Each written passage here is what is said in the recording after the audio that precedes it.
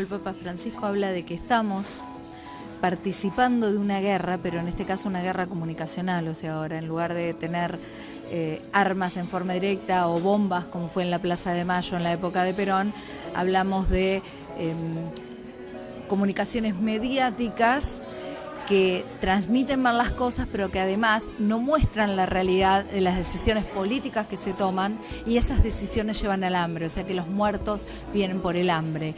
Hablando de esto, ¿cómo ves vos ahora el sistema previsional y cómo ves también la situación en lo que se refiere a salud en la Argentina?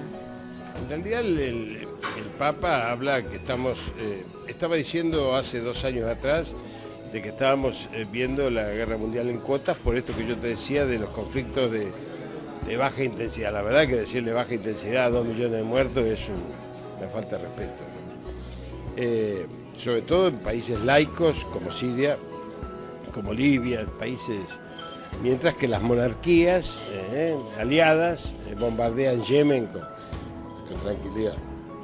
Hoy el Papa está diciendo que estamos asistiendo a la guerra mundial, ¿no es cierto? La tercera guerra mundial. Esto es dramático porque todos lo vemos y habría que hablar horas de geopolítica para saber lo que está pasando en el mar de China, las islas, la excusa de Norcorea, digamos, para atacar, bueno, toda una serie de cuestiones.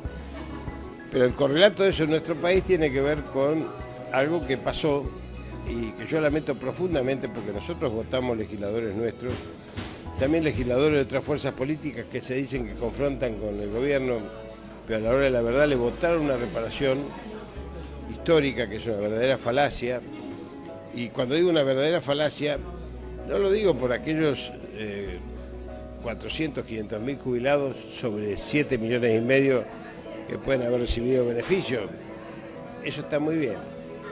Pero nosotros, que fuimos un gobierno de ladrones, según ellos, con una pesada herencia, dejamos en el Fondo de Garantía de Sustentabilidad del ANSES 52 mil millones de dólares. Una de dos.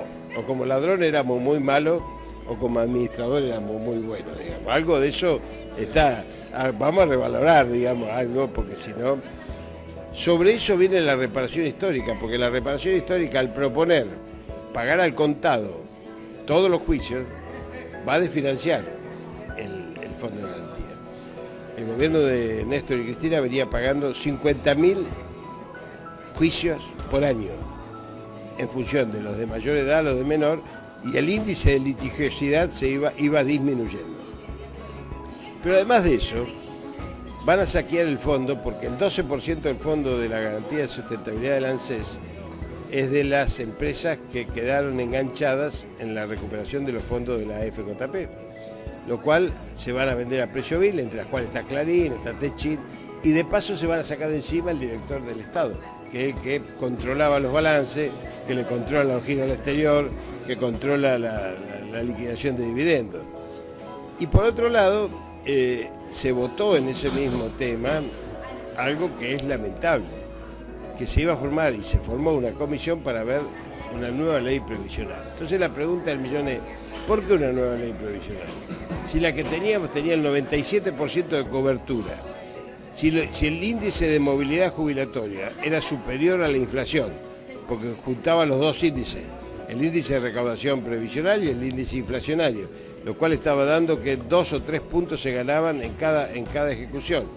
Ahora vamos a modificarlo, y ya lo han modificado en parte, con el tema de que aquellos que no reúnan los años de servicio van a ser jubilados de segunda categoría. ¿Por qué de segunda categoría? Porque van a cobrar el 80% de lo que cobra el jubilado activo, el jubilado normal.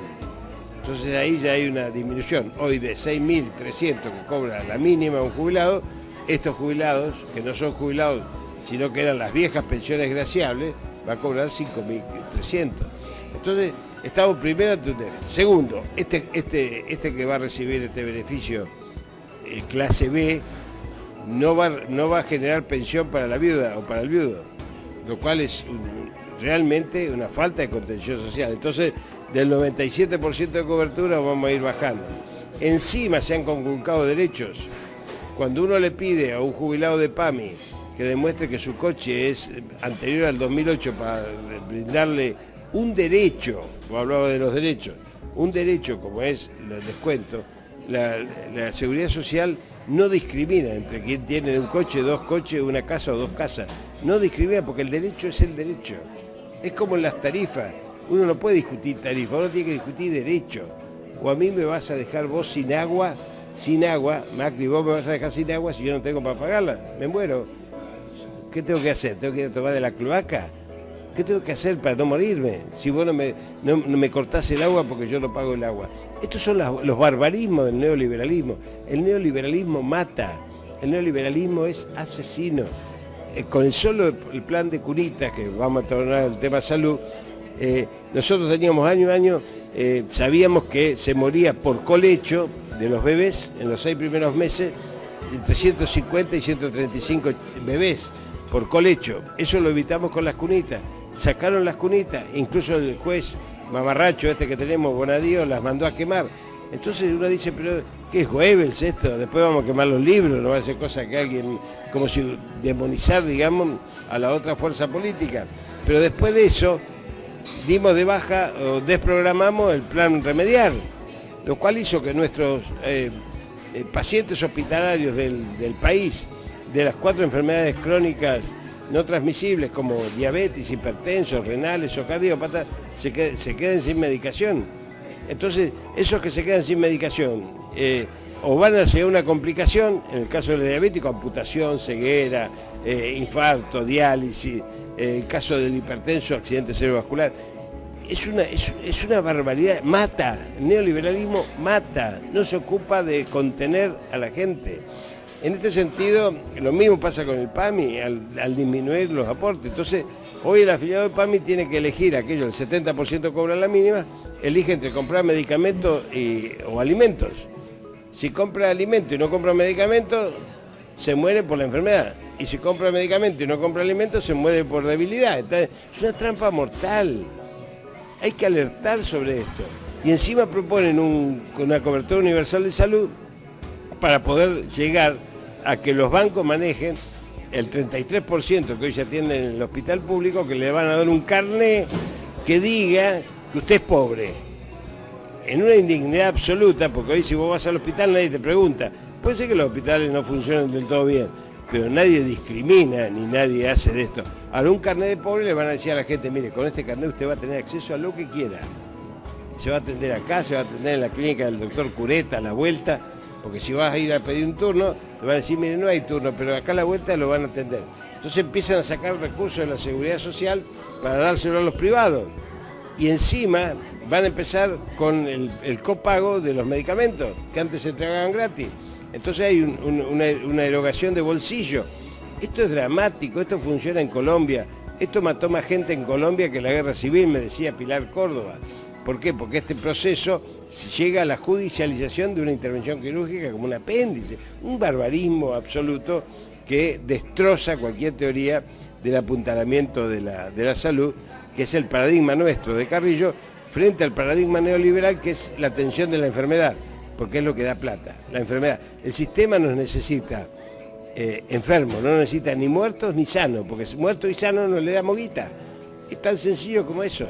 Perdonen lo poco académico de la frase, pero es un latigazo a la conciencia lo que estoy planteando, porque esto está sucediendo en la Argentina de hoy. Este plan no es casual, es el fortalecimiento de los sectores financieros. Los sectores financieros que se han quedado con la industria farmacéutica. Hoy las patentes, que está manejada el INPI, Instituto Nacional de Patentes Industriales, está manejado por el equipo del estudio Martínez de Grondona, por si les suena.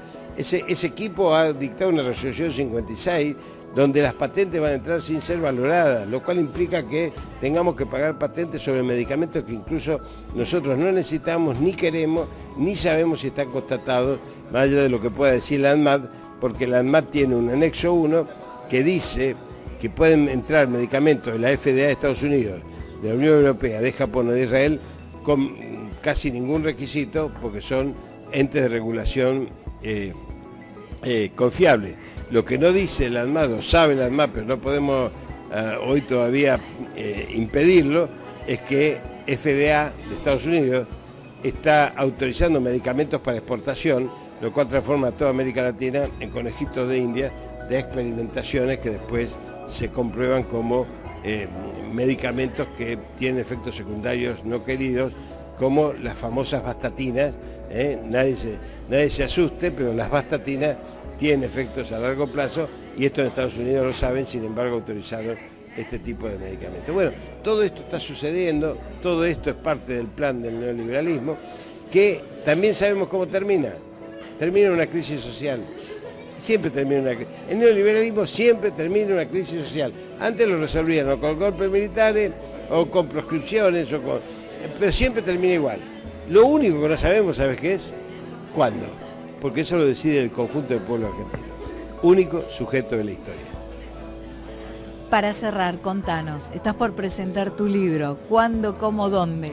Sí, primero tiene que salir tiene que nacer, digamos, está en esas máquinas infernales que dan vuelta. Bueno, sí, mi libro es una crónica del tsunami neoliberal, se llama así, Sin Mordaza, crónica del tsunami neoliberal, y abarca los 6 meses de mis artículos Sin Mordaza, agrupados por ejes temáticos.